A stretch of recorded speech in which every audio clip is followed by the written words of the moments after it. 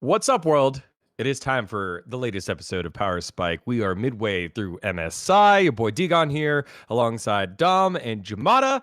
I am on the road as we are kicking off Valorant here over in Riyadh for EWC, but that has not stopped us. Dom is leaving for MSI tomorrow or soon, so he'll be there in person. Go say hi, make signs for him, all that good stuff. And Jamada will be unemployed.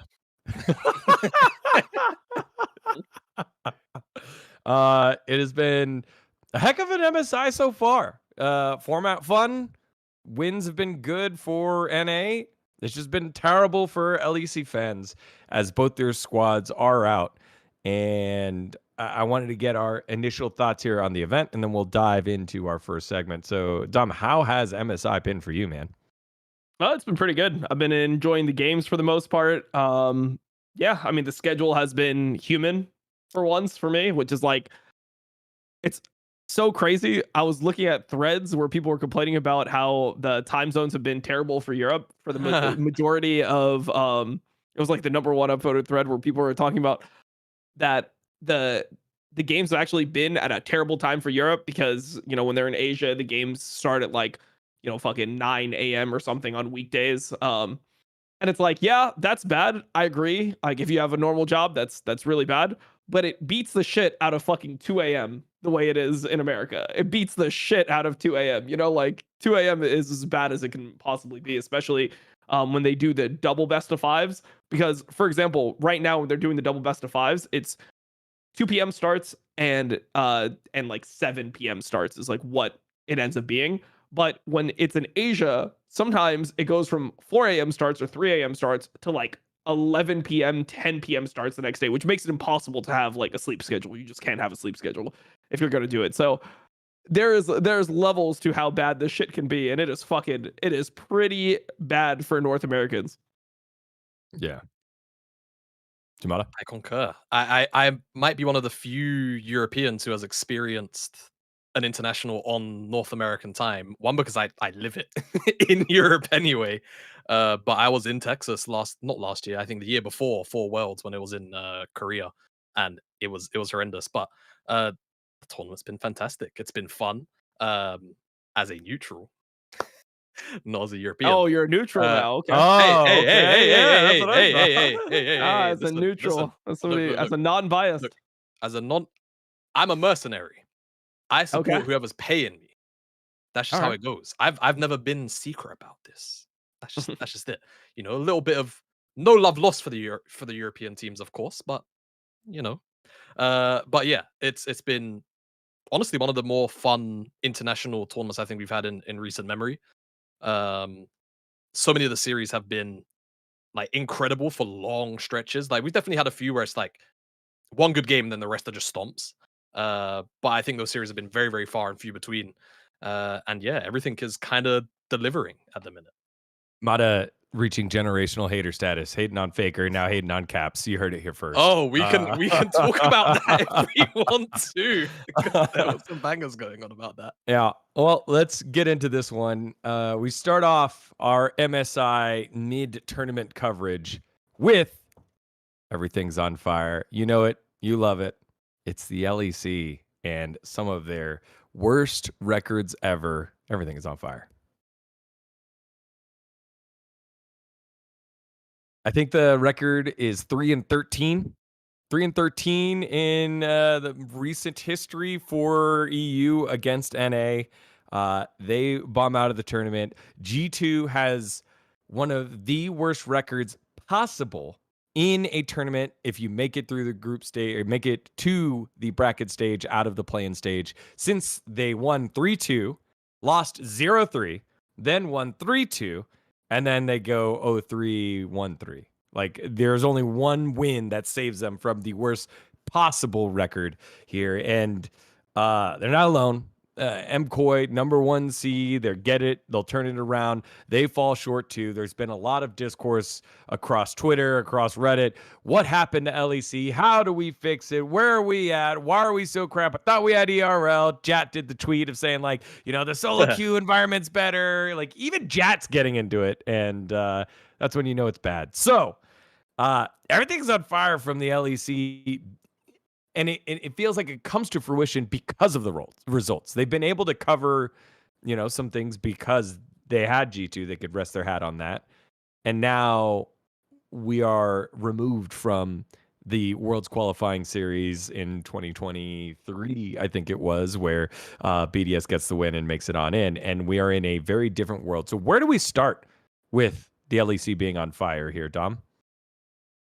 I mean, there's a lot of different places to start, but I think that we could start number one with the G2 fiasco, because G2 has been the best team in Europe for years, right? Like, they were the hope. They won 7 championships out of 8 possible with the Yike Mickey X roster, and they made a super confusing decision. I mean, most people that watch LEC would have never put Labrov and Mickey X on the same tier. Like, normally it was like Mickey X is S tier, he's the best support in the league. And then some people last year, for example, had a player like Jun to be in the mix. Like, people were like, oh, Jun is pretty good. He had some really good mechanics. He looked like he had a strong laning phase. Noah and Jun won a lot of lanes 2v2 versus Mickey X and Hans throughout the year. So I think that he would probably be in the next tier. And then Labrov would be in the tier after that. I mean, for me personally, when Alvaro came into the league, even in the first split Alvaro played, I already thought that Alvaro showed signs of being extremely good. That was the split where they obviously went to finals after BDS imploded and they benched Adam. So I think the reality of the situation is this: in Europe and North America, there are not enough players to have the concentration of top tier players be spread out amongst like 5 or 6 teams. If you want to compete from these regions, you need the majority of the best players in the top teams in the league. But now you're in a situation where you have like the best mid laner on one team, you have the best bot laner, potentially even in Fnatic. I mean, it depends on how high you rate Kalist and Targamas. Targamas has variable form. I think Kalist is good, but he's still new. Whereas when you look at a player like Upset has high consistency. His laning is really good. People normally flame Upset because he hasn't got it done. He hasn't won a championship yet. But if you have like, Mickey X, who's the best support in the league in Fnatic, and then you have maybe the best top jungle in the league in K-Corp with Kana and Yike, and then you have the best mid laner in the league chilling right now in G2, it's like, how are you going to end up forming a team that's strong enough to actually compete with the best teams around the world? And it's just not happening, right? Like, the reality of the situation is that it just doesn't happen when you spread your talent so thin like this. So I think that's the biggest issue that I see, is that the GMing is not great. A lot of times you have these players in teams and, they just won't remain in the team. Something that I saw that was pretty funny is people were criticizing recently, they were criticizing G2 because G2 actually had the majority of KOI in their, or like big parts of KOI in their academy team. In G2 Arctic, they had Alvaro and Melzet, who's the coach of MKOI. So they've had parts of the team within their own organization, and they just didn't value them super highly, or at least high enough to hold on to them or potentially like promote. So I feel like it's just one of those things where the GMing has just been a disaster class. You combine that with like the German labor laws, where for a long period of time people were just holding on to their contracts. Like, that was the dark times where Selfmade is getting paid like, rumors were like close to $1 million contract, and he's just sitting on the bench in Vitality. You had Alfari sit on the bench for a year, collect money. You had Crowny get benched and he's just sitting on the bench. You had Niski when he was in Fnatic, he sat on the bench for a split. It's like you just have all these contract issues, and then on top of it, you have everything that we just talked about with the roster construction, just GMs making questionable decisions, and the results are this. Like, this is just what's going to happen if you end up, just creating your teams like this. And I think that there's that, and then there's also just a lack of understanding of, how to play the game in certain aspects in Europe right now. I think this was like very evident when you got to see MKOI play against CFO. Like, there's certain things that they just don't understand about the game when it comes to like early game specifically, like how it should function. They're doing things that are very illegal in my mind. But yeah, it's just something where they just haven't played against teams that punish you the same way. If you're playing things like Kalista Renata and you have a weaker level 1 and you get the map split on, and then you're playing Kalista Renata versus a Thresh Aphelios, but you never have the angle to actually flash in, you're just going to slowly lose the lane, and then you just are playing Kalista from behind the entire game. It's like, what the fuck is the point of that? So Yeah, I mean, there's a lot of problems, but I think that the GMing is probably the worst one. And for Europe, like G2 specifically, it felt like they had all the cards. Like, it feels really silly that they had some of the best players in their team. They have the GOAT of the West, and they just downgraded their team. And I don't see the upside from these players. Like, I can't imagine a world where without Mickey X starting to play worse, suddenly you have Labrov just being the best support, like doing all the things that Mickey X does, understanding the game on that level, being able to run games the way he does. So these are the main problems I'm looking at. Yeah, I guess when it comes to roster creation and GMing specifically in Europe, I'm interested in, I don't know, salary caps and recovering from some bad contracts, but I don't know how that affects G2. Jamada, where do you want to start here? Where would you look first at the fire that is happening over at LEC? And I'm sure as you continue to make your points, you'll start to answer some of Dom's. I mean, I think on top of what Dom is saying, to me, the other major thing is just, and it's kind of it's kind of a derivative of a lot of what Dom is saying, is that the level of play has also just dropped off across the league, right? And I think you can kind of talk about this year in a microcosm, or you can get lost in like the details of like, hey, like what does Fearless do? And there was the whole big kind of discourse around what does Fearless do to the quality of play, right? And I think there's some merit in that discussion in relation to this, but I just feel like in general the overall mechanical level of a lot of the European teams is just lower. The macro level is a lot lower. Like there have been so many series that you've watched, really disgusting series that you watch, and a lot of them feel like scrims. A lot of them look and feel as if they're not actually stage games. Decisions getting made around objectives don't feel consistent. Obviously, Atacon was one that like everyone was griefing, but I feel like the most egregious griefs came from Europe. Like anytime you'd watch around like the 18 to 22 minute mark, Fnatic is like the main example of this. Whereas I feel like even as the LPL was getting used to the changes of how the game is getting played, top end teams and games still looked serious enough from time to time. Same thing in the LCK, and hell, even in LTA North, right? Games between C9 and FlyQuest, games between towards the end of the spring split with Shopify and some of the top teams too. You could look at those games analytically and go, yeah, this team has a relatively good idea, or at least a solid grasp on what they feel like they should be doing on the map at this moment because of what's going on, whether it's reactionary or whether it's like proactive play. And I feel like a lot of the time you don't get that anywhere near as frequently with Europe. And I don't know. I think it is a derived issue from a lot of what Dom was just talking about, where players are now spread out, right? We don't have the kind of the best, let's say, 8 players amongst 2 teams. We've got the best 8 players amongst realistically, 4, maybe even 5. So then you introduce things like rookies, players like Skumon, players like Paris on BDS, all of these kind of newer, fresher blood players filling these slots. I think that also then makes it a little bit more natural for the level of play to be lower for the time being. But as of right now, just the way and the lay of the land from all of the other regions, all the other regions have their best players in their best teams, like top to bottom. Europe is not the case right now. You could make an argument from the perspective of a European fan or a pundit that this is just going to be a bit of a rebuilding phase, right? Potentially, if you wanted to put stock in, hey, players like Skumon can develop, right? But if you're like super critical and it's like results now, results now, results now, which esports is about a lot of the time, then yeah, I think potentially these kind of closer to traditional super teams might need to come back, right? Yeah. It's a difficult thing to balance though. So I guess if I'm commissioner or at Riot, I see my product is, I want more eyes to it.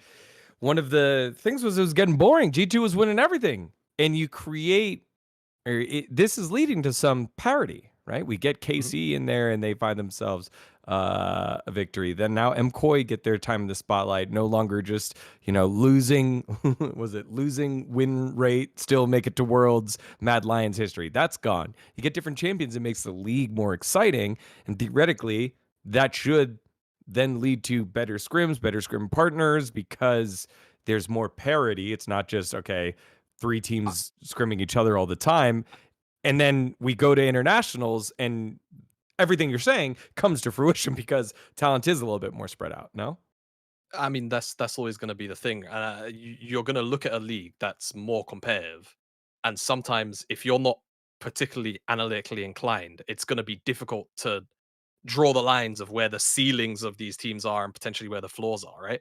Like, I don't think anyone would realistically sit there and argue that the LEC wasn't really competitive, right? Throughout a lot of this year, we have had 3-4 strong teams competing for first place, but by definition, and I think I said this last week or perhaps the episode beforehand, or maybe because I was on Hotline League right after this, right after Power Spike last weekend. That's a I shame. betrayed you guys. I know.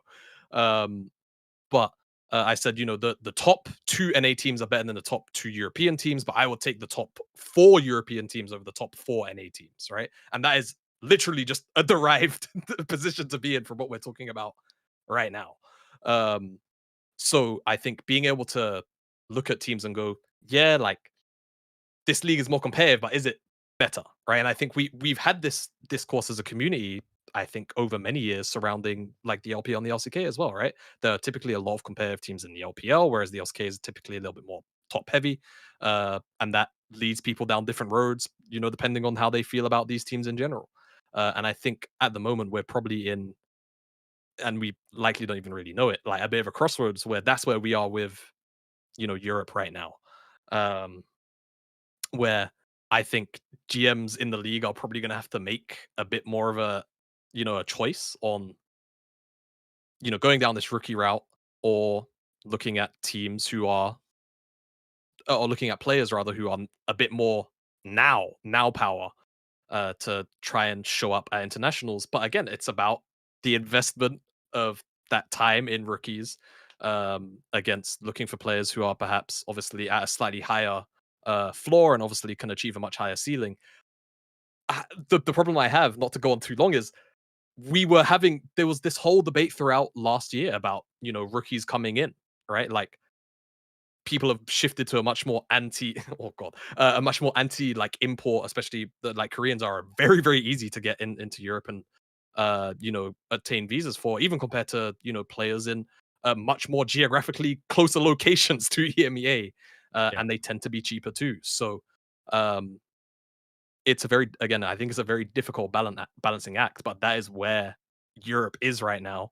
And I think a lot of these GMs on these top end teams that perhaps when they go to internationals are going to look to struggle, like we just saw G2 and MKOI are going to have to make, potentially some very hard decisions around whether or not they want to, continue to invest domestically, put up first place, second place, third places domestically, go to internationals for like the next 12 months or so, 18 months and get smashed, or try and pick up, players, let's say probably after this year finishes at this point, because big mid-year transfers are very rare and difficult, to again, try out, but with a much more, higher level goal in mind. Yeah. Dom, how much of it do you trade, I guess, the current international results in these super teams for more parity in the league so that you can maybe find those longer term growths? I Or mean, do I you don't not think think that. of it that way?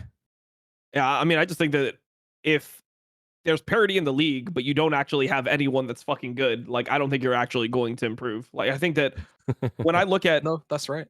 when I look at like North America, for example, and I just think about like us, if we were a worse team and there was more parity between like us, Shopify, fucking TL, 100 Thieves, we're all just like in the mud, like scrapping it out together.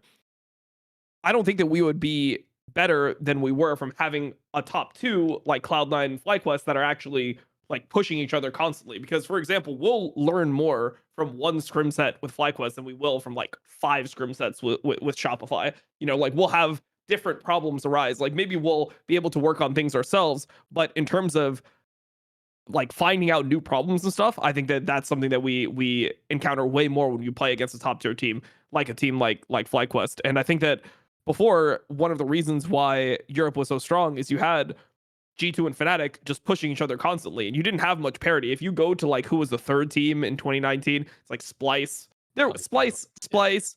You know, Rogue was starting to come up on the map like towards the summer of that year. Those teams were not on the same level as G2 and Fnatic, but all the teams were learning from G2 and Fnatic. So I think that the most important thing is that you actually have the quality in your top teams. I think that like for the top team, it kind of sucks. If you have only one team that's good, it kind of sucks for them because they're limited in a regard, because they're not able to develop everything that they normally would be able to develop if they had more people that were able to push them and help them identify their weaknesses. But in Europe, it's like there's parity, but there's things that are just simply not happening. And Apple's had a tweet from KC where he said in Europe, the game starts after 2 full clears and the first Drake is taken. That's when people start playing the game. But like the game starts at fucking level 1, right? Like if you look at good teams, the way that you play the game is going to be dictated on how strong are you level 1 and how strong are our lanes. And that's going to be the condition that's going to set up what the next however many minutes of action are, which I think is something that's, you know, just really important in general. So yeah, we saw it especially in that KOI game 4 versus CFO, where they're playing Aphelios Thresh, or MKOI is playing Kalista Renata into Aphelios Thresh, but they have a weaker early game jungler. And because of that, the Pantheon can invade bot side. So when Pantheon invades bot side, then Pantheon is able to create a situation where the enemy bot lane can never flash in, because they always have to respect that their jungler is on the other side of the map. And if they flash in and they take a bad trade, or if they even take an even life trade, they're going to be in a position where they can either be ganked or they could be dove. But if you're not a team that's thinking about those types of conditions, if you're a team that hasn't experienced that before, you don't know that your draft is not playable just because you locked in a jungler that's slightly weaker than the enemy jungler with a stronger level 1 bot lane. Like that's something that's not obvious to you until you lose an entire game off the fact that your bot lane, which is supposed to be an early dominating, like winning bot lane, instead of that being a condition for you, you're just getting railed the entire time and you don't scale, and you're like, well, what the fuck do we do? I mean, hopefully Asol carries the game or something. And then you also think about the matchup mid. It's like Victor versus Asol. Asol's a champion that is pretty weak in lane overall, and Victor's a super strong early game dominant champion. So you're playing in a situation where the jungler can always be hovering on your side of the map, and your mid laner is weaker. So you never know like what the Victor could be doing. Like you don't have to normally worry about like a Victor gank, but if Victor is constantly like pushing in mid and then hovering on your side, it just makes the game impossible to play, because anytime that you do anything, you're thinking like, oh yeah, we're just going to get fucking killed for this. So these types of situations like are just not obvious to European players. Like they don't realize why their draft is bad. They don't realize why they're about to lose the whole fucking game until it happens. And then afterwards, then they can maybe make the decision where it's like, yeah, I guess we needed to do something different. Maybe this wasn't actually as good as we thought it was. But they just don't have those things being like taught to them within the region, because teams like Fnatic, teams like G2 is a team where they don't punish you super, super fucking hard on pretty much anything. Like that's what I was kind of calling them the entire time. I was just saying that they were a vegan team over and over. That was the terminology that I kept on using for them, because I actually just felt like they didn't realize how to like leverage these small advantages and turn it into a situation where the enemy can't play. Like they're just chilling, Scumon's just farming, Caps is just farming. Like they're trying to just get a lead naturally in the game from just being good individual players, and then they want to show up and then fight you once they have, you know, those advantages. But they don't create anything themselves. They don't force the openings the way a team like FlyQuest will force certain types of openings. So yeah, I mean, I think the biggest problem is they just don't have this knowledge right now. And I think that is something that could come from a coaching staff. If a coaching staff really drills it into them. But as a coach, you need ammunition, and the best ammunition is when you actually like can show your players why they're losing the game. But if like they're winning a game and everything feels fine, it's very hard to like then be like, oh man, but what you're doing versus a better team is going to lose you the game. Like this is going to lose you the game because of these conditions, because they'll just be like, oh, but that didn't happen. It's like, and Like, that's how likely is it going to be that they're going to do exactly this, and then we're going to like lose the game off of it. So it's really tough. I think that this is the whole thing that you're dealing with right now in Europe. You just don't have somebody who's like pushing the whole region forward. And now you have that footage. Now you'll be able to teach that stuff. But by that time, you know, you go 0 for 2 in the first round for European teams, and we have this discussion. So we'll see. I mean, if, it's also the game will change for the next time, and if you don't have this happening, then it's very hard to move things forward. True. We're like probably sorry, I just dinged in my head. We're probably like 3 or 4 patches away. No, okay, yeah, a bit further than that to be fair.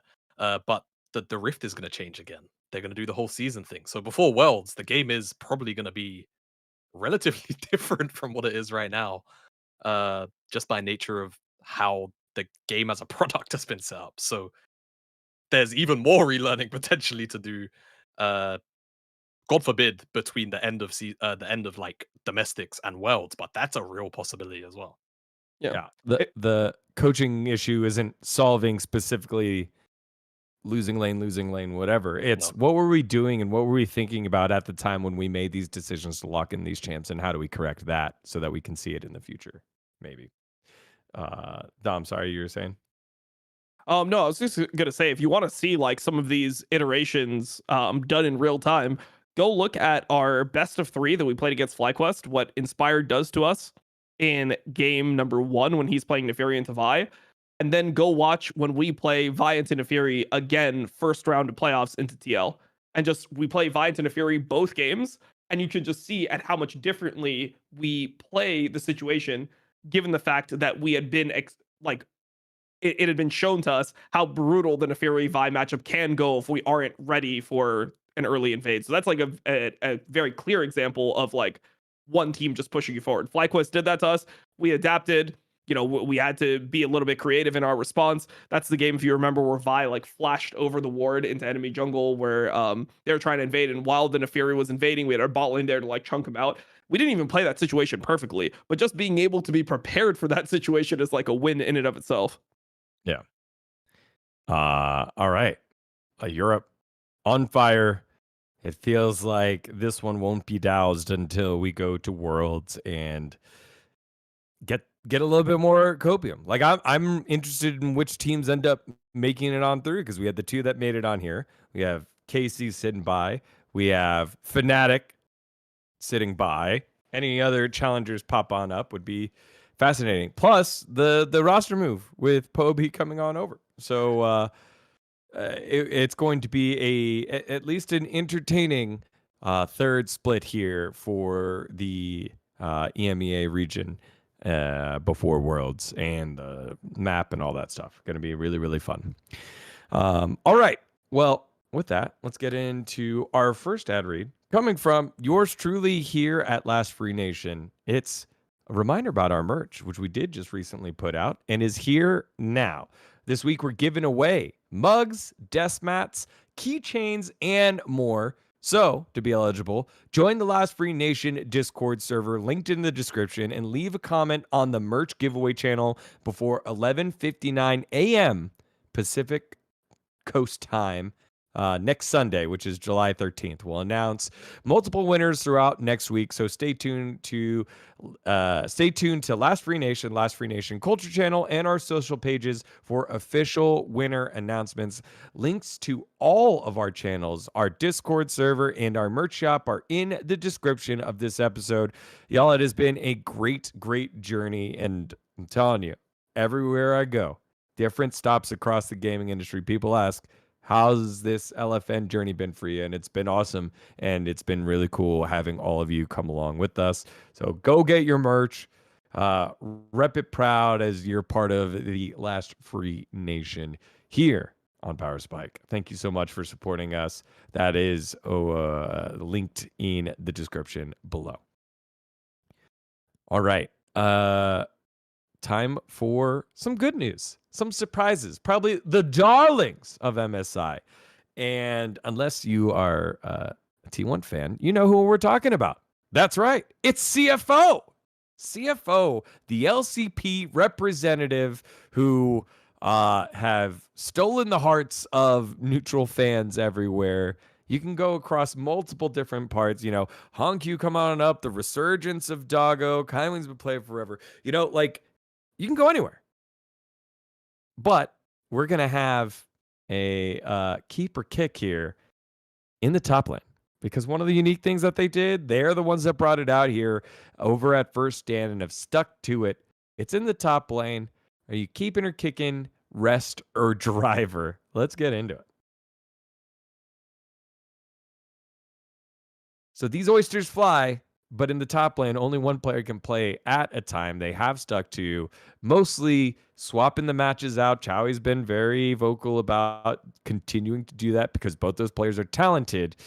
But really, yeah, maybe they'll continue to do that. But what would you guys do? Who would you want to give the more important games to currently to the organization that won the first best of 5 since 2012 from an APAC team against I guess any of the other major regions? That goes all the way back to TPA, world champs TPA in 2012. Jamada, let's start with you. Rest. It's time to go. Yeah, man. I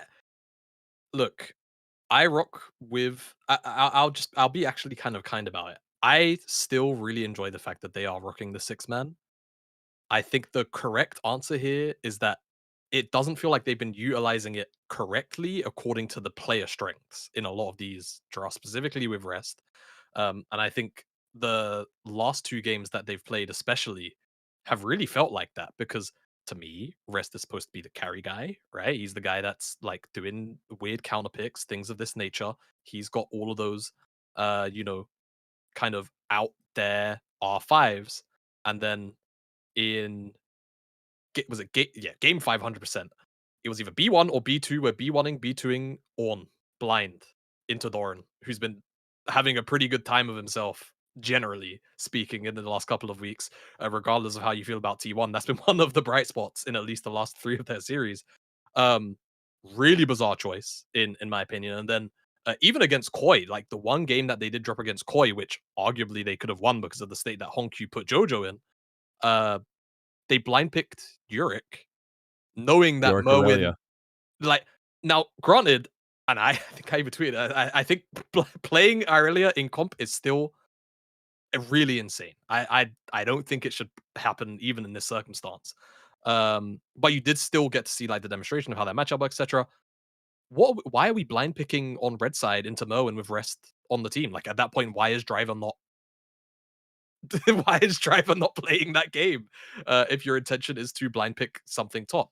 Now, obviously, as a coach, I'm sure you'll have multiple different draft plans and things might pan out slightly differently, but that just has to be a layer of like, yeah, I don't have Driver sat in that seat right now. I have Rest. That seems to be kind of weirdly ignored at very important points, because I think it's very fair to say that CFO had winning game states in 4 out of 5 of their T1 games. Like, they very reasonably could have won game 1 if Kaiwing didn't find himself caught when they had Baron deep in the jungle, which then let Carrier get that really insane counter engage on Nico. And then in game 4, they had a lot of setup, scaling through Casio, and I felt like it was generally, whilst it was easy for T1 to start fights, I think it was very difficult for them to close if things went past like 20 minutes and they were within like 1,000, 2,000 gold, which to me, CFO could have let happen. They probably could have dropped the first couple of objectives. And I want to say, did they get they might have even got the first round. My memory is a bit hazy because I've watched so many games, but I remember Soul not being a factor in that game for a long time, which says to me that CFO must have gotten one of those early dragons. So they could have very happily scaled. So getting to game 5 and then going, yeah, you know what, Rest, you're in.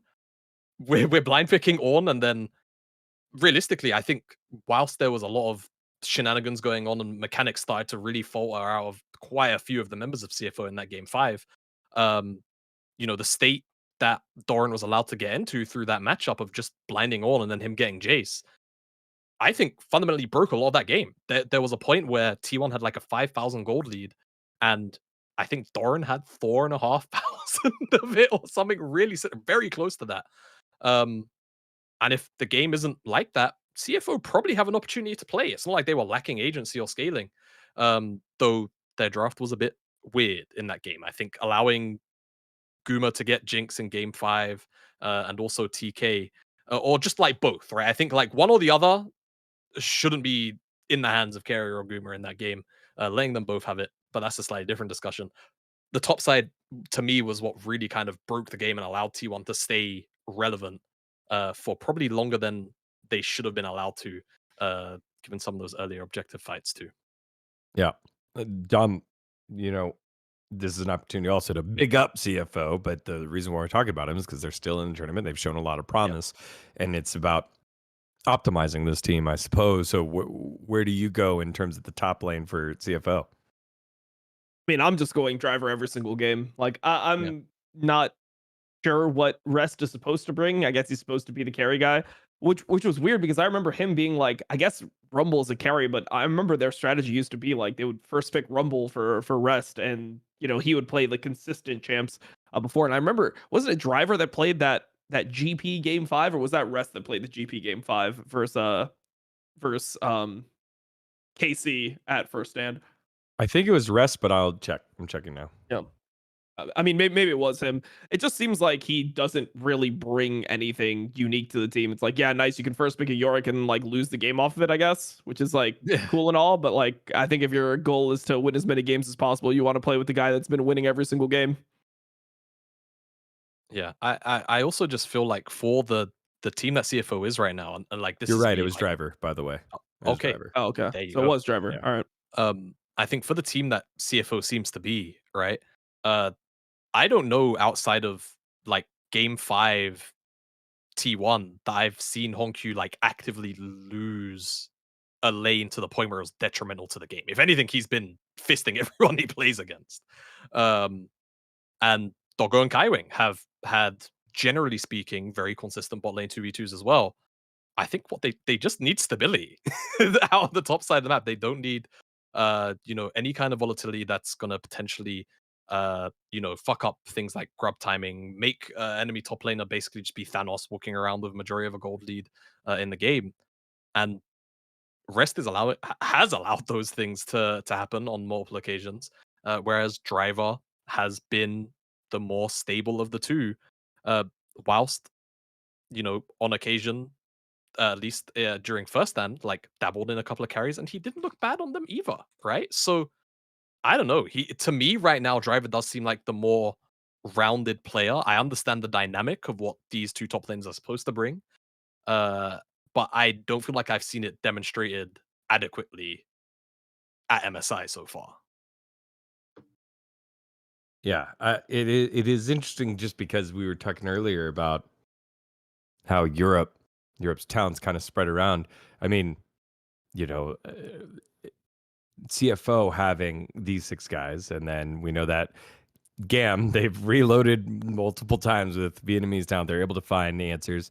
That doesn't include Karsa, Betty, Fofo, Woody, these guys, Aji, these names that we're familiar with over at Talon as well. And so now it is fascinating to see we're at a point now with the LCP and with CFO trying to optimize their top lane and what is more important there for them. And the fact that those two guys seem still high spirited and supporting each other. So it's very fun to see for me and fun to think about the future for the LCP when it comes to international events and when it comes to kind of breaking some of these records like the ones that CFO were able to do against MKOI for that 13 years since TPA got their world championship and won their last best of 5. Is it too hard to tell? I mean, we're not LCP experts, but is it too hard to tell from their first stand and MSI performances which one's going to be more meta resilient when it comes to, I guess, changes, maybe in terms of part 3? I forgot what it's called, chapter 3 of this year and into next year, Jamada? Sorry, rephrase. Can you rephrase the question? I feel like I missed the. Which player is going to be more meta resilient moving I mean, forward? to just off what they've demonstrated to me from MSI, I think the answer is just Driver. Clearly, I don't feel like I've seen Rest play a better tank game than Driver this tournament, and I feel like again, if Driver's just going to be stable, stay within CS, or arguably just have a CS lead on his opponent, and he's on champions that are just useful for the game. Again, Honkyu, this kid's a freak. This like I can't. I don't feel like I can praise Honkyu enough for his performance at MSI so far. Whether it's laning, whether it's just plays, you know, that he's initiating as the mid laner to really just completely tear apart everything going on in the game. That's what the team needs, and I feel like regardless of what happens with the meta, if he can demonstrate that level of discipline, I think he's probably already a leg in over Rest if that is the case of like the meta. Yeah, the meta's going to shift. Final thoughts here on not just the top lane of CFO, but just CFO in general here, Dom. No, I mean, I think that they've been really solid. I think that their discipline is really crazy to see coming from like a PCS team. Like the fact that they're able to play that game one draft out so well with the Azir Xin Zhao Sion doesn't have much like inherent synergy. Like though that comp becomes good because you have a frontliner for Azir, you have Xin Zhao, which is pretty like resilient, can play a game in multiple different ways. That's why the comp actually is good. And normally when you see comps like that, people struggle with that heavily because if you ever make a mistake in terms of like where you walk on the map, you just die. Like there's not anything that really prevents you from just having one bad thing happen in the game as a as a Xin Zhao player. You walk to one place you can't, you lose your flash, you get pillared, you fucking get ulted by a Trundle, you just get one shot. The whole top side is good into you because it's triple melee top side, and then obviously when you have a Trundle on the team, it's a champion that is just good into Xin because Xin doesn't have an escape tool, so you can't hop over the pillar like most champions can. If you get pillared, it's just you're fucked. It's like that's just all it is. It's like, okay, I have to flash or I need to fight to the death. So being disciplined enough to be able to play around these types of conditions, understanding where they're strong when they power spike, it's just really nice to see because I feel like that's a very difficult part about League of Legends is being able to find those consistencies, like be able to play purely off lane prio and just not be able to fight anywhere really, or just like take or like get free kills anywhere. You actually have to just be super smart about the game, and it feels like they actually are. So yeah, personally I just like the way that they play. I just think that they have very good discipline when it comes to this type of stuff, and you just don't see that out of most teams. Like most teams are just not able to be able to play super disciplined without having very obvious ways where they want to play, where it's like, oh, you just play around this person or you just play to this condition in the game. So yeah, I think that was the thing that I was the most surprised about. But yeah, I was gonna say it's great to see CFO and the LCP have this resurgence. Not done yet as they move on to the next round. Have a task against them. We'll see how good they are now that the European test is over. Let's see how they do against the LPL. All right. Before we get to Galaxy Brain Club and start to bring this all together and talk some T1, some LCK finals over at MSI in Vancouver, the other road show. Got to remind you about our friends over at Raycon. Now, you've heard us talk multiple times about the fantastic everyday earbuds. I got them right where I mean, I have them here. They're on my stand charging, but I brought them with me because again, I don't leave without them. They have been fantastic for me throughout all of my journeys, and it's so awesome to be able to use when I'm jamming out listening to music or enjoying some of the sights and sounds whenever I have the opportunity to travel. It is premium audio on the go and pretty awesome. It's also been convenient because rehearsals have been long, so I've been able to charge very quickly. 10 minutes gets me 90 minutes of battery. and that's enough for the rides from here to the venue. The earbuds also come with active noise cancellation, which was very convenient on flights because babies are loud, people are loud. You're able to just tap that a couple twice, and then put on active noise cancellation. And it's really awesome to have at an accessible price point, which is what the Raycon Everyday Earbuds are able to do for us. They come in a bunch of different colors. I've got the periwinkle one, but you all have the opportunity if you want some like gunmetal. They got that one, blue, whatever it is. They've got you covered with a bunch of fun different colors. So again, thanks to our friends over at Raycon for supporting the show. And if that isn't enough, they still have themselves a 30-day happiness guarantee return policy. No questions asked. Head on over to buyraycon.com/powerspike to get 15% off Raycon's best-selling everyday earbuds. Right now, Raycon is offering 15% off their best-selling everyday earbuds right now, only at buyraycon.com/powerspike. That's buyraycon.com/powerspike. Thanks to our friends over at Raycon. All right. It's time for the Galaxy Brain Club, the second half of MSI. 6 teams remain, but only one will claim the title. Will it be yet another LCK team doing it, or will the LPL teams be able to bounce back? Will FlyQuest surprise someone and get their revenge opportunity against GenG? Let's find out what our top analysts think as we get into the Galaxy Brain Club.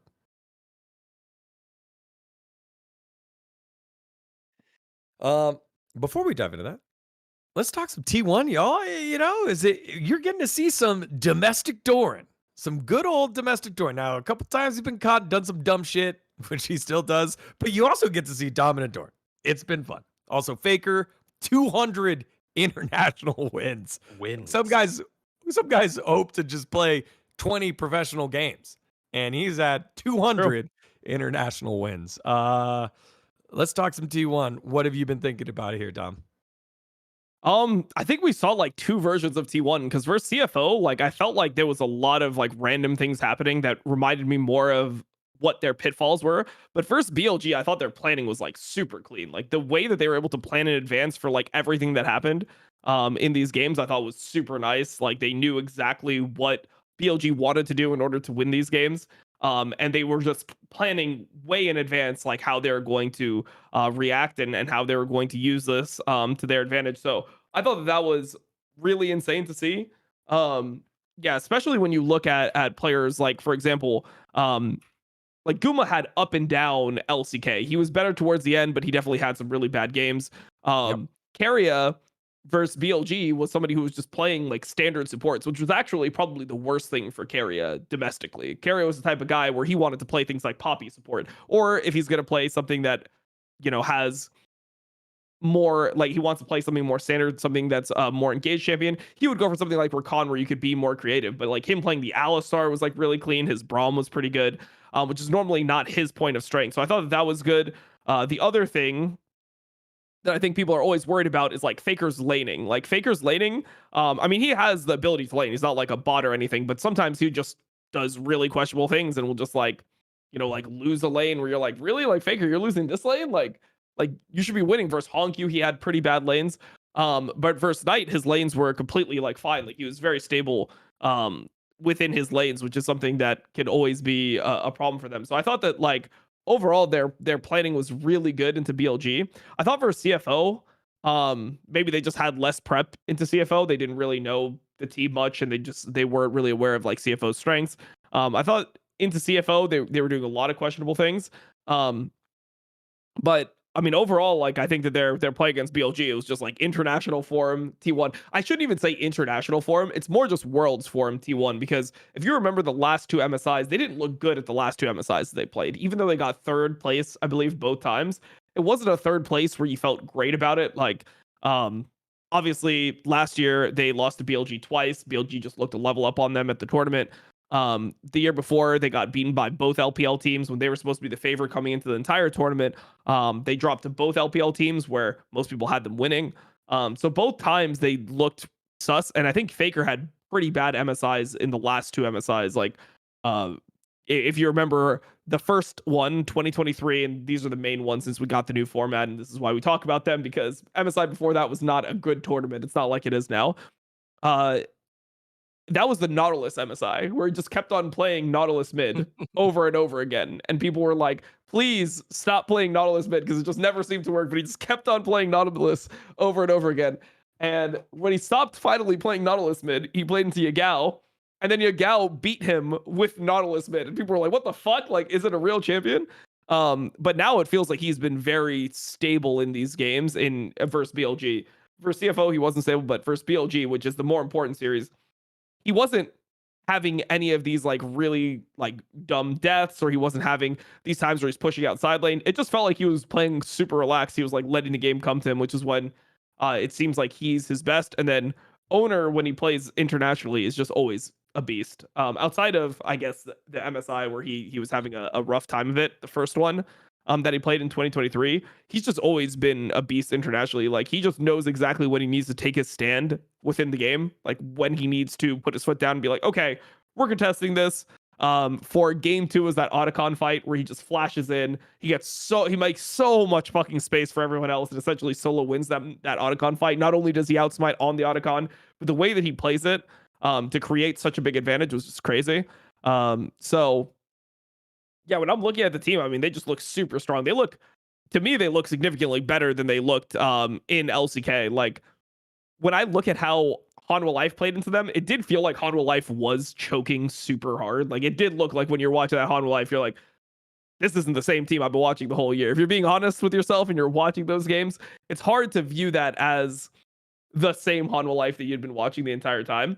But this, like, game 1, BLG played like shit, but I think games 2 and game 3, T1 just proved that they're a significantly better team. They were just thinking about the game on a level that BLG wasn't thinking about. Like, maybe BLG would get a pick here or there, but if you look at what would happen in the game, they would be fine with letting BLG get a pick on them and use ults 50 seconds before Drake. And if you're playing that BLG comp, you want every single one of those like flash Wukong ults, flash Annie ults, whatever, to be a kill that leads to Drake. You want to do that right on the Drake timer, because you need to get Soul early on in this game so that you can actually just prevent T1 from scaling and, you know, just having this lead later on. And T1 was very on top of how they could like delay the game, how they could split the map, avoid the strengths of BLG's comp. And it looked like BLG just didn't know what the fuck to do. Like, they were like, yeah, I mean, well, we were hoping we won this shit and we didn't. So FF, I guess. Like it was just like, okay, well, I guess they're just going to lose the entire series. So yeah, I mean, I thought that the T1 played at the highest level I've seen them play the entire year. Damn. High praise coming from Dom. Jamada, what do you think of I don't think T1's that final performance? line is an incorrect statement at all. I have been very, I don't want to say outspoken makes it sound like it's super uncommon, but I was not bought into T1 coming into the tournament at all.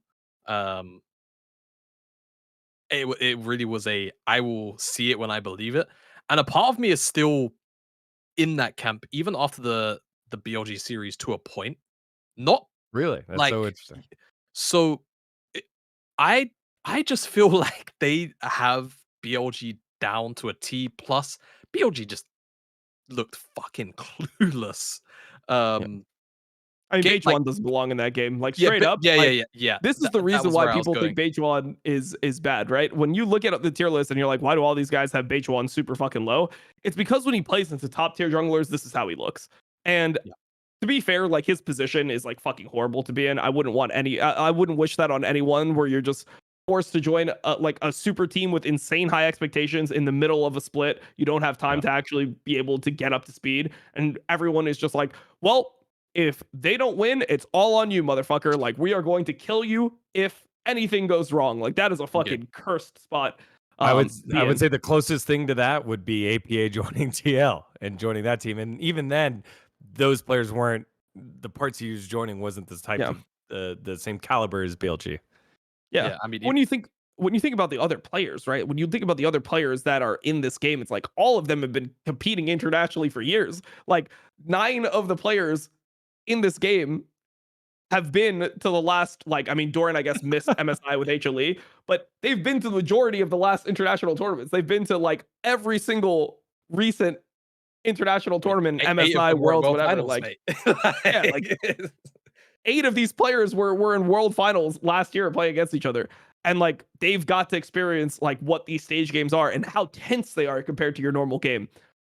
If you're playing this game as BLG, there's times where you can tell they're looking for kills and they're just not there. T1 is like, yeah, we're just scaling. Like they had what? T1 had like 1 kill in the first 25 minutes or something, or like 22-minute, whatever it was, of the second game. They're just slowing down the game. They're playing side. If you look at how they made their decision on the first scrubs, they start swapping. They get Temple top lane. They start swapping to be able to cross map, get the Drake, and play for the bot camps of Beichuan.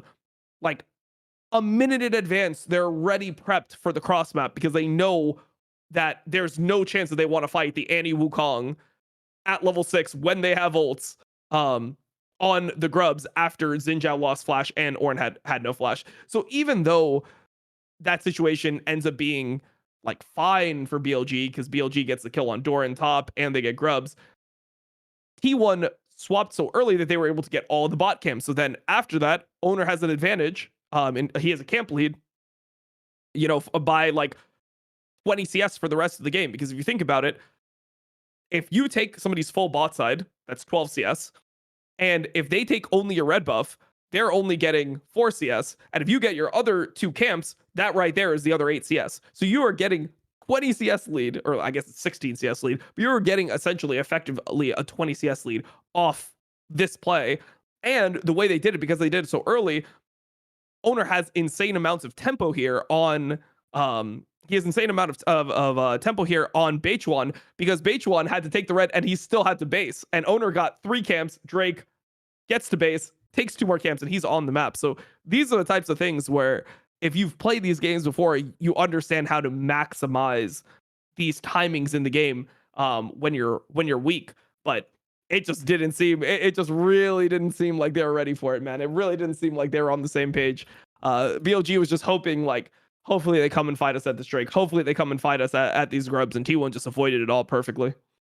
Yeah, no, Yeah. I 100% agree. I don't really see it's one of my personal complaints, and I don't know, maybe my analytical eye is just not as good as it used to be, but I always kind of got very frustrated when I would look at teams and how they play macro, and it always felt like there was a general lack of that pre-planning you're talking about, where it's like, as a team, you should know what you want to do in the next 2 minutes of a game, basically always. And I feel like over the last couple of years, especially, that's been lacking, even in some of the top teams, right? And T1 demonstrated why it's so important.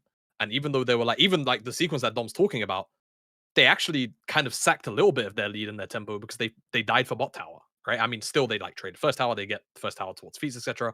But even in that, it's like they were still kind of happy to at least fucking use the amount of tempo they'll build up off that play, seemingly with that in mind, not the death part, but the tower part. And BLG just did not look ready for that kind of, slower chess, version of League of Legends. It felt like, and I mean, especially game 1, it felt like they showed up to throw shit at each other and hope that T1 would reciprocate in kind. But whenever, there were moments in the game where there wasn't something to fight over, T1 would just wrest control back very, very calmly, play off waves, not really skip too many steps, and things would just kind of very silently fall apart for BLG. And I think about especially that first game, where it felt like Knight, as an example, just couldn't really move too much, and a lot of that had to do with the fact that I feel like the swaps are coming in the way that they had, but then also Carrier was just afforded like way too much freedom in that game to move in sync with Owner and put that kind of pressure down. And if that's the kind of game that BLG were playing or wanting to play, then you can't play that kind of game without your roaming mid lane and being able to roam, right? So yeah, it just felt very, very for sure off from BLG, but that's not to take away from the fact that this was, I think, undeniably the best we've seen T1 look in close to months, right? Like, I don't think it's unfair to say that. Maybe all season, maybe all year. Maybe all season, maybe all year. I still am a little bit apprehensive because I feel like the level of consistency has been so volatile with T1 this year that I don't want to go into GenG T1 and be like, yeah, this is all of a sudden this is T1 favored. Like they just threw out BLG, they made them look like fucking fodder. But what I will say is, if that is the level of composure, that is the overall level of macro and kind of sometimes sacrifice on plays they're willing to make, as long as they know that for the game state, some of these plays are good. Then yeah, they probably will give GenG a time of it, just because when the T1 magic, T1 clutch up, all the fun narrative, non-analytical stuff, all that nonsense will just happen in the series. But if it's the version of T1 that we got at the end of I think the official name was round 1, round 2 before the road to MSI, then maybe it doesn't look as competitive. But even then, when they did play GenG in that best of 3, it it was unironically pretty close, especially the first game. If you recall, I think T1 mounted themselves like almost a 4,000 gold lead. They were in a pretty prime position to end the game, and it was the top tier 2 dive that I think they either I don't know if it was a dive, but I think they ended up diving. Yeah. It was a really extended sequence, and that flipped the game on its head, when realistically GenG shouldn't have even had an opportunity to play that game, and I think they got stomped off the back of that game too as well. Yeah, Uh, we've talked how GenG have gotten away with it a couple times. Teams haven't been able to put the dagger to them and admit, it was that unbeaten aura around them, and that was one of them. That was one of them. Let's move on here from the T1 glaze and the BLG disappoint to just acknowledge the fact that we've got 2 teams that have disappointed. I think the LPL teams, 3 teams that have surprised, which is T1. I don't think I disagree with that completely. CFO, Think Yeah. AL FlyQuest, disappointed? and GenG. yeah, don't think so? I think AL have. I think Yeah, go AL. ahead, You expected AL to beat GenG, or what was your expectations coming in? Because like I had my expectation is that GenG would be the favorites of this entire tournament. So who you got? What, four good stories, 1 expected and 1 bad, or I guess like my 3, tiers. 2, 1. Yeah, 3, 2, I mean 1. my tiers were GenG first, Yep. and then I had AL second, like in the second tier, and then in the third tier I had BLG and T1, and then the fourth tier I had FlyQuest, and I believe Koi, and then a level down I had G2. So the only one that has played that has surprised you is CFO then. So far, I guess, based off of results. No, I didn't rate CFO because I didn't watch them. So I just don't watch teams, or I don't rate teams that I don't watch, because I just feel like it's pointless. I mean, I even if you wanted to like base it from first stand to now, I think you could probably still come to that conclusion of like pleasant surprise though. At the end of the day, I think based on what dGon's saying here. What do Yeah. you mean about CFO? Like, as in, like, yeah, exactly. Yeah, I'm pleasantly surprised by them, for sure. Are But you I not? just didn't Are rate you them. not surprised by anyone else? I'm surprised by T1. I think the T1. Well, it's hard to say because like T1 versus CFO, I feel like I watch 2 different teams, but it's like I don't really care about the CFO series as much as I care about the BLG series. I feel like the BLG series is really the one where it's like more serious. You're playing a team where both teams are expected to win, they're expected to perform. So that one is the one that I like really care about. Yeah. But like, yeah, the CFO series wasn't good, but I think that I'll give them the pass because they played so well yesterday. But yeah, I had AL losing to GenG 3-2, which is what happened. I had GenG 3-2ing AL. That was my prediction on stream. I just feel like GenG should be the favorite. So to me, like AL has like 3-winning FlyQuest, taking GenG to 5 games. Like I would say that's on par for their expectations. I wouldn't say they like underperformed. I think that's what the expectations should be. All right, bad setup then by me. I'll take that one. What I We was better going not for is, let's get to the 2 other teams that we haven't talked about, Okay. or the three other teams, but the 2 in the lower bracket, in FlyQuest and AL. With FlyQuest, and let's start there with FlyQuest, since they are going to be playing BLG, and we just talked a lot about BLG there. What do you want to see from them? What else do you want to see from them? Because do you think they beat BLG here? And then do you think before the tournament they're going to beat BLG? And if not, what do you want to see from them in that series? Ooh, for me, if I watched what happened in T1 BLG, Now, Mhm. obviously, I don't think Inspired is on the same level as Owner. It's not like they're mountains apart, though. I would want a jungle-centric game plan, to be honest with you. If like let's we just said it breaking down T1 BLG. H1 shouldn't have been in that lobby. It's like when and I mean maybe some for people who have like experienced the ERLs and such. It's like when you're in a lobby and you've got mostly Chal and GM. There's like someone's got a sub in their D1. Like that's what that like nameplates on almost feels like. Poor H1, I Yeah. know.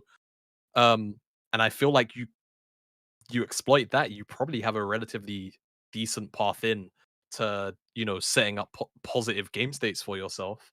My main place of concern would still be topside. I feel like Bwipo had his fair share of oopsies into Flandre, right? Just mechanically, you think obviously the Mordekaiser counterpick game into Uric, where it's like he had level 2, but he fucked it up mechanically, missed the Z.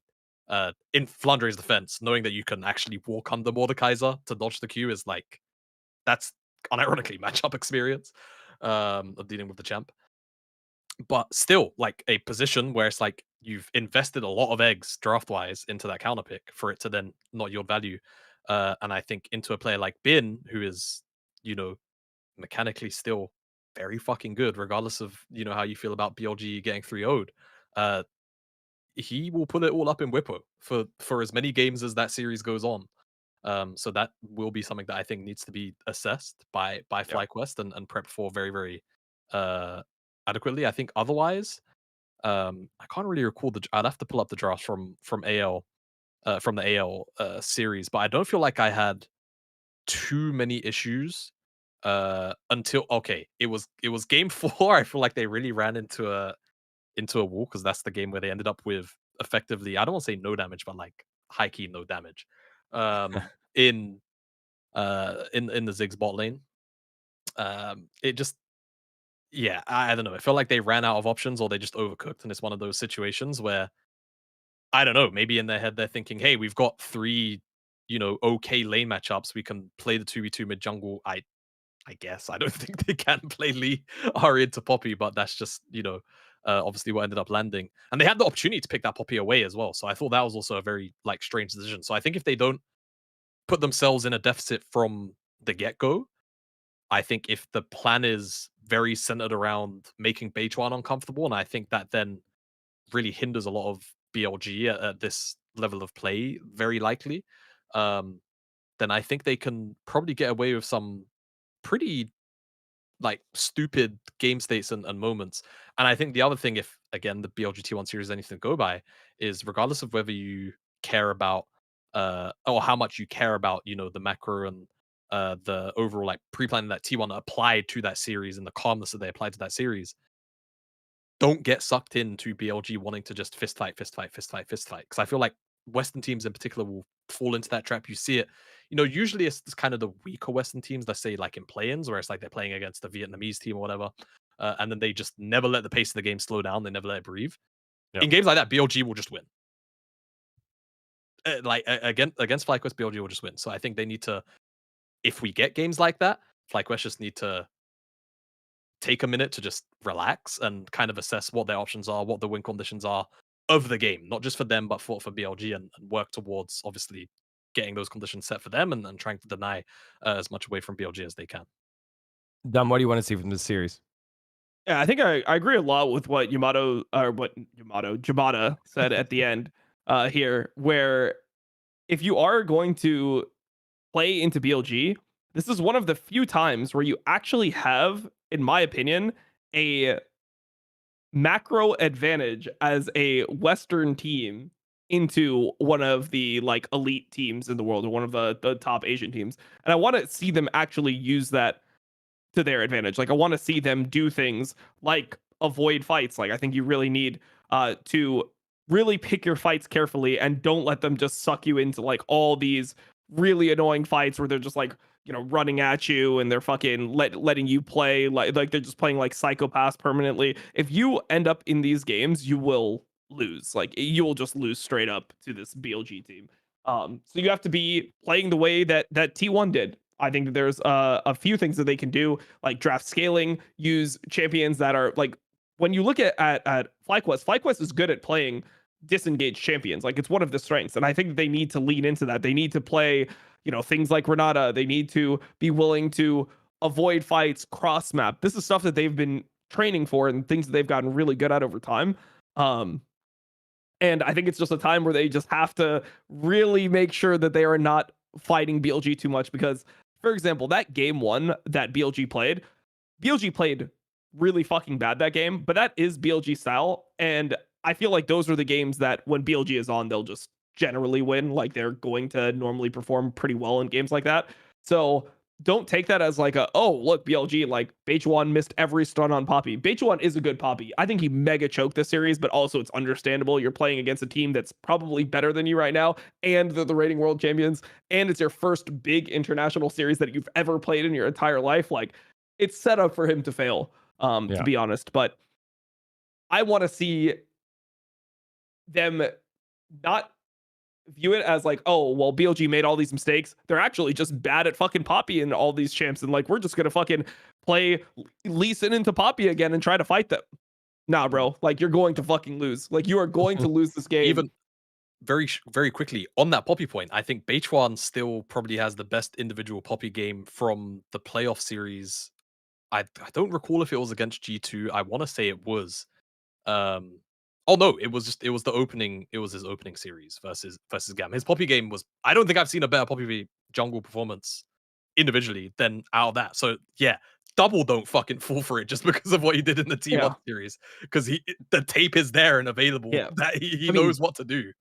Also, it's like when you look at the series that we watched, versus T1, or the game that we watched, game 1, those fights that T1 took, they got away with murder a couple times. Like the first fight on Drake, that should have just been BLG wiping them. Like if you watch that fight closely, they flash in and engage. On didn't ult that whole time. Renata, for some reason, didn't buffer ult on 2 people. It would have been like a disaster for T1. Orianna got ulted out. You had the ability to Renata ult 2 different people. And then Beichuan thought that the Pantheon was so dead that he flashed away from the Pantheon when Pantheon was like 200 life, and then tried to carry it in the wall and then missed the Z. Like he like flashed out and like that's a situation where they just collapse. They played as bad as fucking humanly possible. That is not the way. You don't want to rely on that shit. That is not the average. That is not the average for them.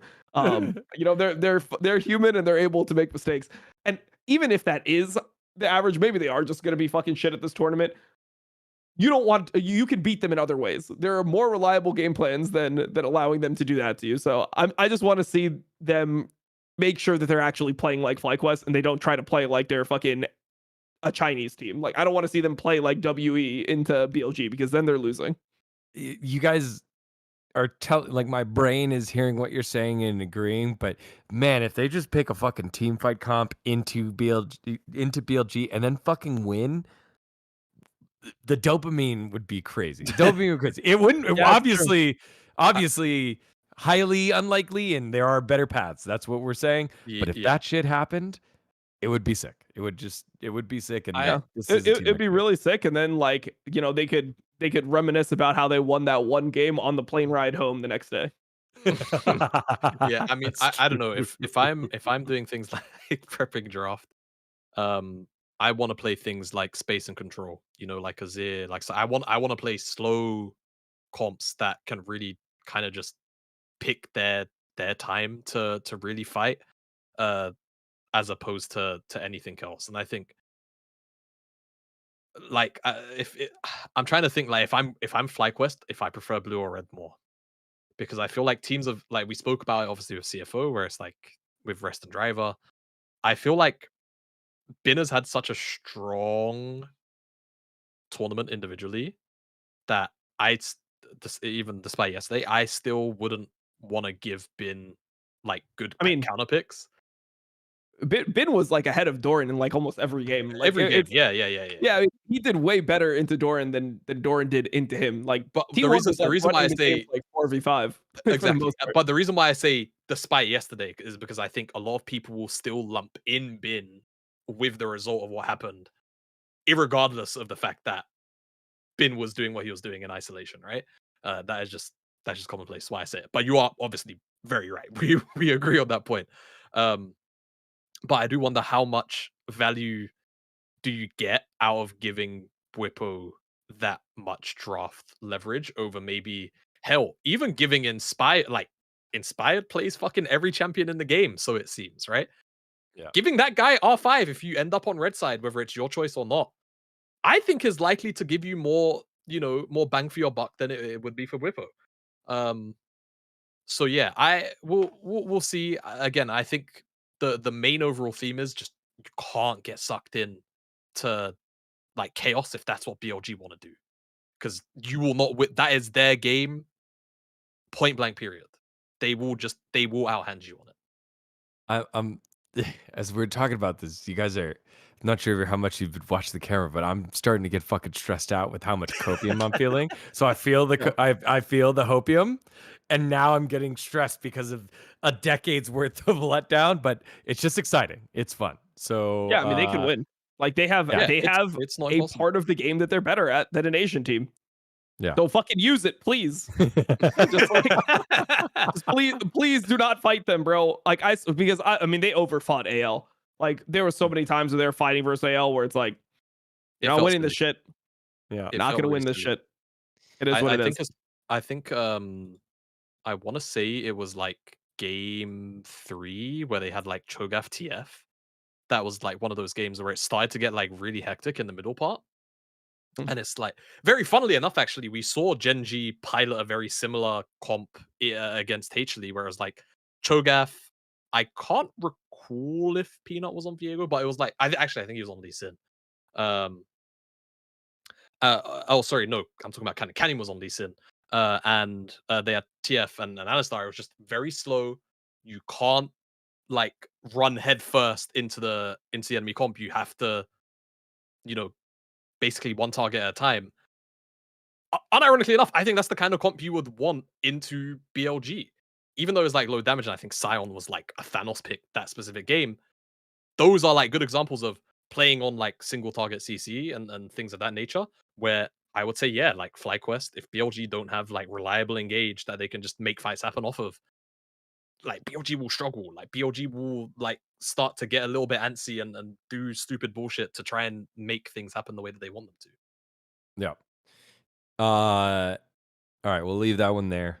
The copium's good. Let's go to AL and CFO. We talked a lot about CFO. We haven't really touched on AL. Big storyline coming into it was how is Shanks going to deal with, I guess, the pressure. The team's kind of returning with the amalgamation of some new guys and new faces onto the international stage and some returning faces. How do you feel like this matchup's going to go here, Dom? And what do you want to focus on? Where does your focus go when we think about both these teams? My focus just goes to mid lane. When I think about these teams, I think about Hongq versus Shanks, and I think that Shanks has performed really well so far at this international. At least in my perspective, from watching him play, it just seems like he's just playing like himself. He had that great Akali game they lost in game 3. I mean, his games were just solid in general. He was just playing well in general. I mean, he didn't have a great TF game, but then again, like no one is actually winning on TF right now, so it might just be a bait pick. But yeah, I mean, Hongq, I think, has been the best player on CFO. I think, awkwardly enough, Junjia, who I think is the best player on CFO, I think that he had a pretty bad series versus MKOI. If you really watch those games, like his Skarner game was rough. His Nocturne game, like he inted quite a bit on the Nocturne. Like he had some really, rough situations happen. I thought his game 1 was really good. His Pantheon, he had a good game conceptually, but he just didn't look as mechanically crisp as he normally does. So I think that AL should have a lead unless Hongq goes crazy. But yeah, I mean they're a dangerous team. I mean CFO could definitely win, but I would just expect that we get a situation where AL just is the better team, and they do end up just beating CFO in these games when CFO makes mistakes. So, for example, when CFO played against MKOI, that game too, there was so many options for there's so many opportunities for MKOI to lose this game. For CFO to lose this game. Like, do you remember that fight in Red Buff where they're all going forward? They like miss the pink ward on the brush.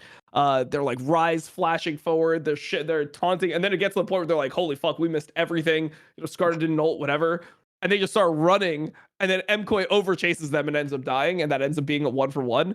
Those types of fights, if you botch it to that degree, AL's gonna run you over. Like AL will just like win the game off of that. And I think that AL has been showing up. Like I think the only person that I'm worried about on AL is Kale. I think Kale has been looking way different. Like he was one of the best players on AL domestically, and I think that he was potentially the worst player for them so far. Yeah. It's like I think he's been the worst player for them so far. So it's rough for Kale, but for the rest of them, I'm optimistic. I think we're actually seeing real AL, and for the most part, I think we're seeing real BLG too. I mean, this is the level of BLG, and if T1 plays at that level, I think T1 would beat them again. I think if AL wins, which is what I'm expecting, and BLG wins, which is also what I'm expecting, even though I do think that FlyQuest like isn't massive underdogs or anything. I think AL will just beat BLG in their current form. Like I feel like we are actually seeing what AL does well. And yeah, I mean, I didn't think they were on the level of GenG coming into this tournament. I still don't think they're on the level of GenG. And to me, I think the main question of this tournament is, are we going to see like T1 get to a level where they're actually going to beat BLG, or are they going to compete for a title? Because they're looking much better than they looked before. Yeah. All right. Jamada, final thoughts? Yeah, I mean, I feel like for me, a lot of the final thoughts, I know, a lot of it lies on how they utilize driver and rest in correlation with the drafts that they actually put up. Also, one pick that I feel like, and I know there's been a lot of talk about, bait picks like TF, for example. Callista's another one against some of the higher performing champions who are escaping my mind right now, just on sheer win rate. But I think one champ that needs to be really looked at in mid for both of these guys is Aurora. I think these guys have both had really, really incredible Aurora games. And I'm going to be curious to see if it's going to be like a game one, this champ is getting picked, or even like arguably banned on red side for a couple of games for the first couple in the series. Because I feel like in the T1 series, Honkyu, it was Aurora Rise, right? And it was like Faker couldn't breathe. And obviously Faker was having a pretty bad day that day anyway. But Honkyu also just really dominated throughout. But that was a champion that really impressed me the most. And I think it was, the same thing with Shanks. So yeah, I'm mostly looking at mid lane, much like Dom is here.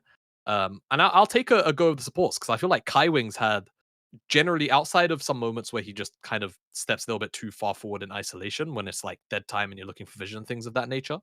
I think his eye for engages has been incredible this tournament, and I would usually allocate that to a player like Kyle, but obviously he's been lacking not just in lane but also in that factor as well. So I'm very, very keen to see both of those matchups, specifically mid and then also the support role.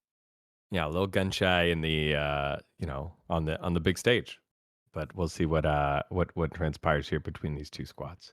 And then finally, it's the LCK finals. This is basically what we're having. And it just it's been on the road. It's still on the road. This was the road to MSI finals that everyone's been. Honestly, I don't even want to talk about this matchup because I feel like it's boring. That's why there wasn't a final in the first place, right? Like no one wants to see these teams compete. That was the decision making. They're like, fuck this. Because it wasn't like the LCK had a string of like 5 of the best finals that they've ever had in a row. It was mainly just that everyone hated the LCK finals, and they weren't some of the most viewed matchups of the entire year. So they were like, fuck it, bro, let's just remove it. So honestly, I think we don't even talk about it. We shouldn't even like acknowledge it as existing. If anyone else wants to talk about it, we should just berate them.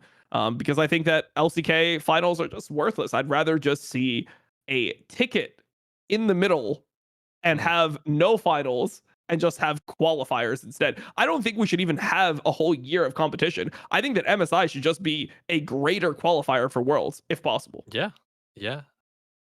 I like that. That sounds great. Those tickets were magnetic, and they spun. It was really they're cool. really cool tickets. Yeah. It was really cool ticket. And then you're just able to grab it. LCK finals, dGon. How about you give me a fucking LCK finals and you stop trying to sell me on the fucking tickets? How about that? The reality is, things are going well in LCK, so they're like, you know what? Let's copy that. You guys can't do that, but we'll just have it over at MSI. Yeah, that. All right. Okay. I'm kidding. Please don't fire me. All right. D1 GenG, best team in the world versus informed team that is the best team in the world when it's international.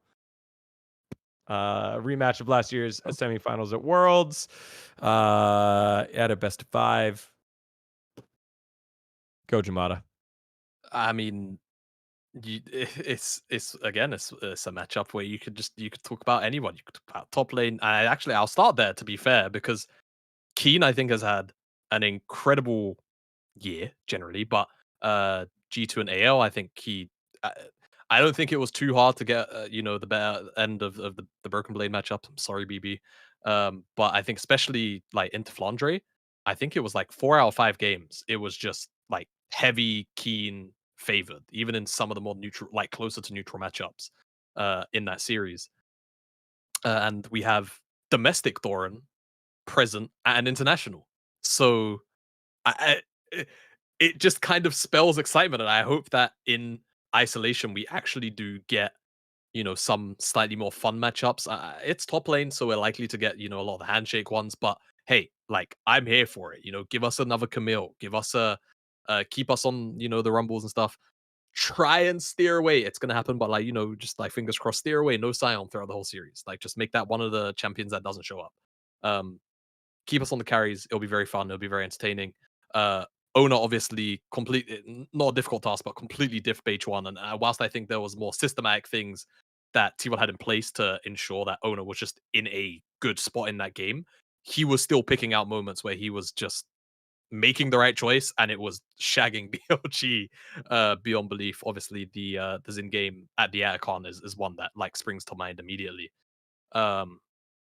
So Owner into Canyon is going to be great, because obviously Canyon's been doing some things to teams so far at the tournament. And I won't go top to bottom, but those are probably the 2 matchups which I'll snag as I'm the most excited to see top lane and jungle. All right, Dom, you got to talk about it just a little bit. Yes. Yeah. So my matchup that I'm going to be watching is going to be bot lane, because up until this point, I feel like Guma hasn't really been like himself this year. And Guma still has the same problems that we've always talked about with his like champion pool issues. He's in these series getting, what did he get? Caitlyn, Jin, Varus. That is him, It's man. very illegal. Like he is just getting all of his picks. And Ruler also likes a lot of these picks. Like Ruler likes to play Varus. He likes to play Jin. He likes to play yeah, Jin. he likes to play Jin. He likes to play MF, which is another pick that Guma likes to play. So I want to see them contest the champion pool, but I don't know if they can actually win a game when it comes to like bot lane. I'm still skeptical of GenG bot lane. I still think it's the weakness of the team. Keen is extremely solid. Canyon's the best jungler in the tournament. I mean, he's just the best jungler in the world, in my opinion. And obviously, Chovy is Chovy, but I still am skeptical of the bot lane. I think that low key Duro and Kale were having a bit of a fraud off. So hopefully we don't see too much of it. Well, Going forward. hey, surely neither of them can top. Completely different topic almost, but none of them are going to do the Alvaro. Deliver an Azir into the back. What? I mean, all roads lead to someone in this game, and I'm just saying. To be fair, I saw the angle for Alvaro. I honestly think his team could play that so much better. Okay, number one, I don't know if we know this, but Merwin flashed on top of himself twice in that game. He just was farming bot wave and he flashed on top of himself, lost his flash to nothing. And at level 1, he misclicks and flashes in the bush level 1. So Merwin was choking out of his mind. So he had no flash for that fight, but he should just have flash. Like he was farming a bot wave. He lost his flash to the bot wave. And Supa did have flash that whole time. And it was very obvious that he was punting Azir. So I feel like they could, like in a real situation, you should be able to like have your AD carry flash that at least, and maybe you have your AD carry trait. I don't think it's a good play from Alvaro, but I don't think it insta loses you the game the way it did there, because you can just press your buttons if you're on the side of MKOI, if you have your buttons up. So, but yeah, I mean it's Supa, so what can we say? Yeah, it's Supa. Not to distract, but yeah, I don't think they're going to be having as high a fraud off as just that moment in isolation, just that little 5-second stretch. Blizzard Alvaro. And then, I mean, in nature of just because it is GenG T1, I am kind of weirdly apprehensive to talk about the mid lane because I feel like we've seen two sides of Faker this tournament Yep. in the span of 2 series, whereas I feel like Chovy has been pretty consistent, right, overall. So I don't really know what to make of the matchup because it's like, well, if we get Faker from the CFO series, then Chovy is probably gonna be absolutely fine and, provide a lot of freedom for GenG plays, in the first 50 minutes of the game, no doubt. But if we get Faker of the BLG series, then it's a different conversation, right?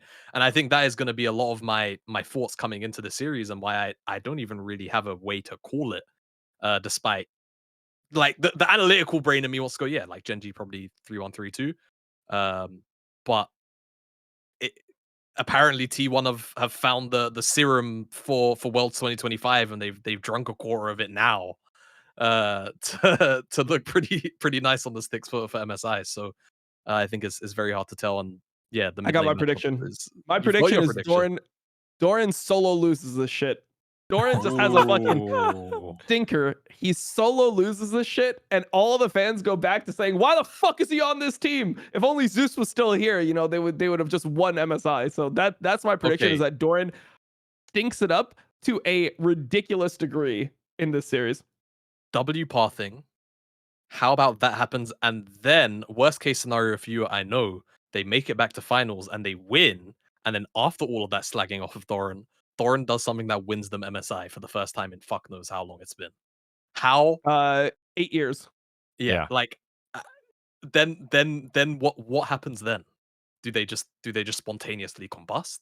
No. What is They the? just say they believed in him the Oh, whole they time. just I flip mean, it and they literally. oh yeah. It literally just happened right now in front of our eyes. Like everyone, I was checking all the I see all the fucking T1 discussions all over everything all the time.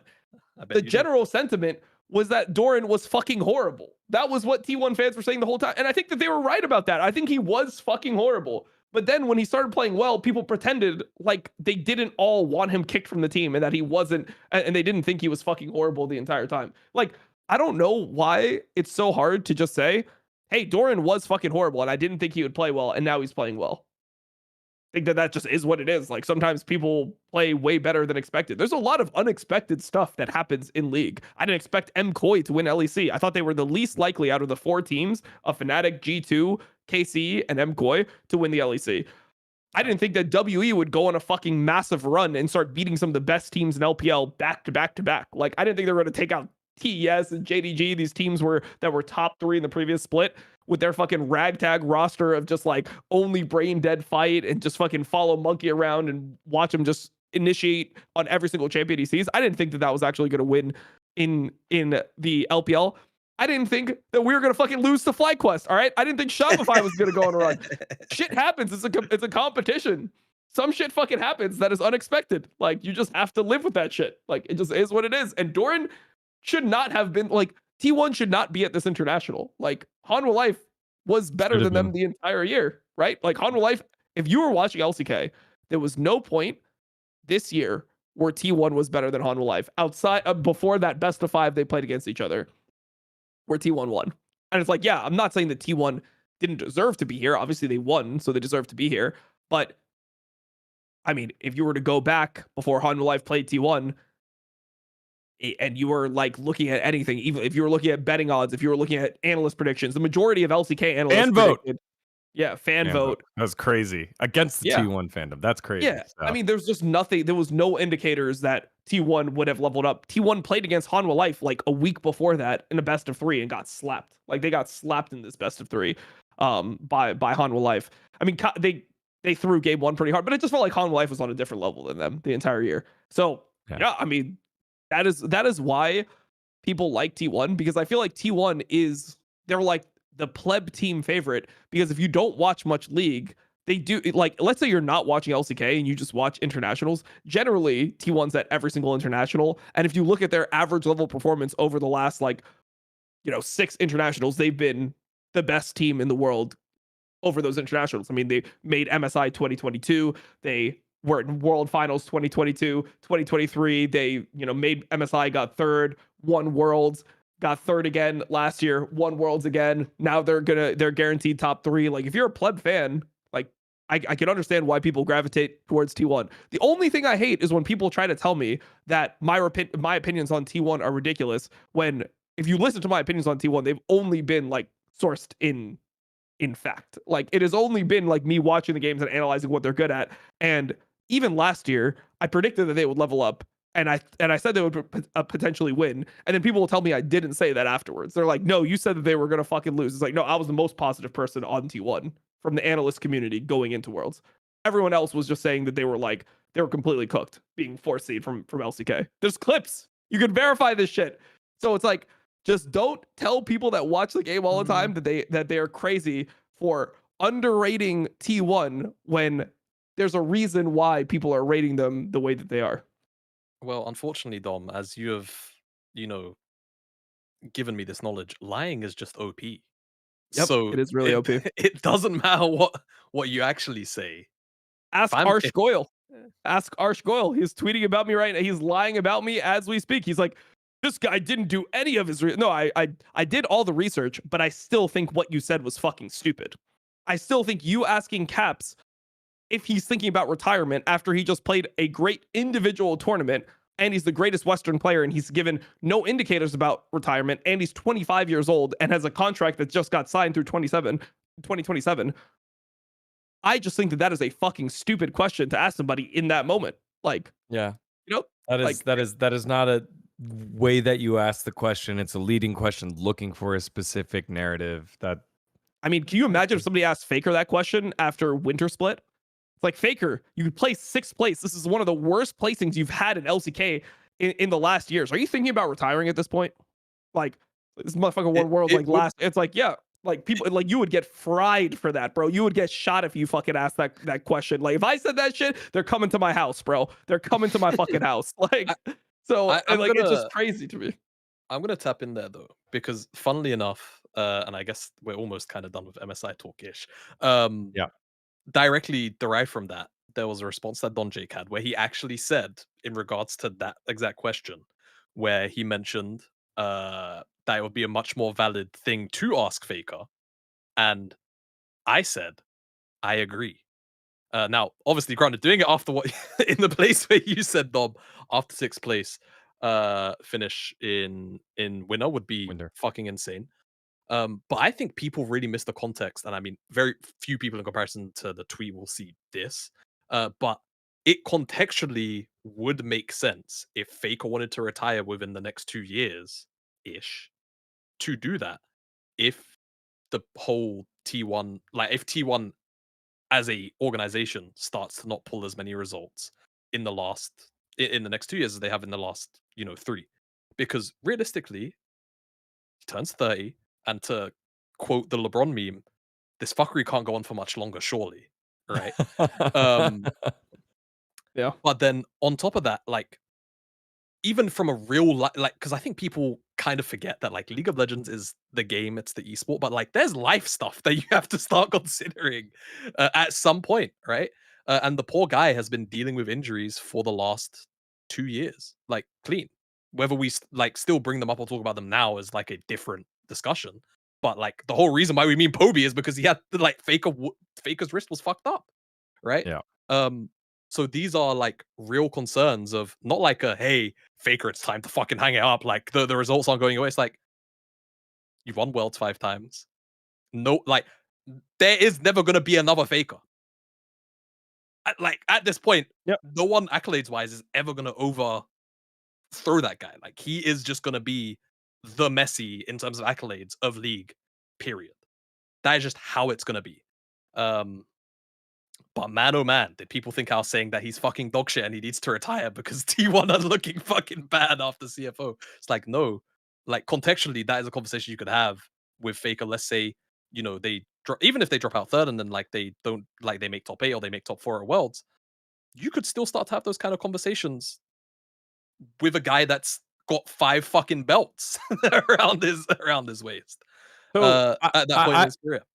I just think that wasn't a press conference question. Oh, yeah. No, for sure. That was maybe a one-on-one and you prep beforehand, but not a Not Press a press conference conference in the question. front of other journalists and everything else. Yeah. It's like okay-ish question, and even then, like I can't even I'm not an interviewer, thank God, but like I couldn't think of a way to even eloquently word a question like that in that kind of setting in that moment. It just doesn't really.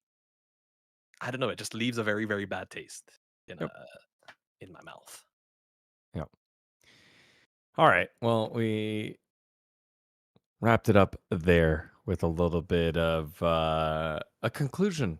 We're talking about conclusions of careers. This is the conclusion of this episode. Boom. MSI covered. We got our picks in for you. Let us. Oh, who do you have on the bottom side of the bracket? Making it to round 3, like making it. Yeah. I will probably still take BLG, but I don't think there's worlds where Fly can't do it. I just think Mhm. it's obviously the lesser of the two. It's like 70 BLG, somewhere between 70 and 65 BLG, other half Fly. And then I'll take AL for a 3-1, pending AL show up the way that they have so far at the tournament. Even CFO on good form, I feel like they're probably liable to get out of hands, but I still am a little bit concerned for the bot lane matchup. That is kind of where I would feel a little bit uncertain about, Kyle and his form so far at this MSI. El Dominico, who you got?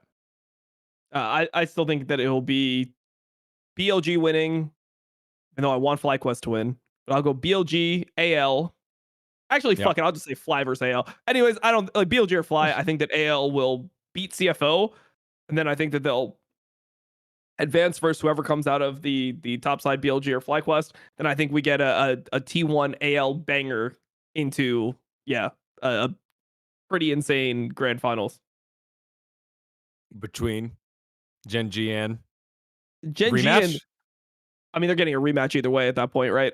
It would Yeah, that's be true. That's true. That's true. T1 or AL. I'll go AL. I want to see AL like grow through the tournament. I trust Tabe, man. I feel like he's Tabe really on point. Like I think that he's a fucking goat coach. Like He I don't is. know. He is a goat coach. Like I think he is like the he is goat coach. absolutely. Actually, I think he is the best coach of all time. Actually, the more I think about it, I think that for me, a coach isn't really just defined by if your team wins. Like you can't be in the game, you know.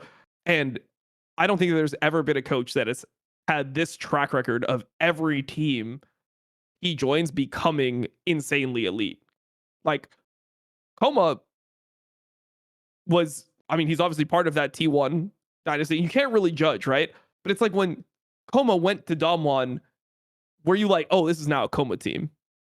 Like, whereas with Tabe, you're like, it's just a It's the Tabe team. Tabe Like, you team. can see that shit. Like, you can see That him influence everything. that right there, I think is the important part. Is with Tabe more than basically any active coach in the world right now at the top level. It feels like you can very much see the tangible effects of Tabe being a part of the systematic team, whether it was, BLG when he joined BLG in 23, right? Like they finished 5th, 6th, I want to say, in spring, and then they turned themselves into a MSI finalist contender. Like realistically, if JDG weren't the super team that they were, they would have won MSI, right? Like Yeah. within the span of what was effectively 2 months of Tabe, maybe 3 months of Tabe being present at the team. And then obviously what he's done with AL is currently on track for something arguably slightly better, because I think AL were performing even slightly more poorer than BLG were at the point where he joined BLG in comparison to AL now. So yeah, I think it's just whether it's the draft philosophy, whether it's like gameplay habits, you can just physically tell that Tabe is present on these teams. Yeah. I've got an NFL analogy here for you, Dom. I think let's go with Coma's Belichick. You know, how much of it is Tom Brady? How much of it is him? He obviously has done coaching, won a lot. Tabe is Andy Reid. One over in Philly, one over in Kansas City, and you can clearly tell how those Andy Reid teams work on out. I think it is a unique conversation there, and the again, the types of players that Andy Reid has had compared to the types of players that Belichick had. Very, very interesting in terms of Tabeg bouncing around and those fingerprints on it, and then Coma with Faker. So, anyways, very interesting discussion. We'll do that one for another day. This has been our MSI mid-round recap. Thanks to our sponsors, Raycon. If you haven't already, join the Discord. Get yourself into the free giveaways. And if you're there, also follow us on our socials and on our channels to catch all of the last Free Nation action. Thank you so much for watching. Make sure to catch Jamada online for the recaps of those matches. If you're in Vancouver, go see Dom, go say hi. He's not hard to miss. So I will see you guys later. Thank you so much for watching, and see you for the next episode of Power Spike.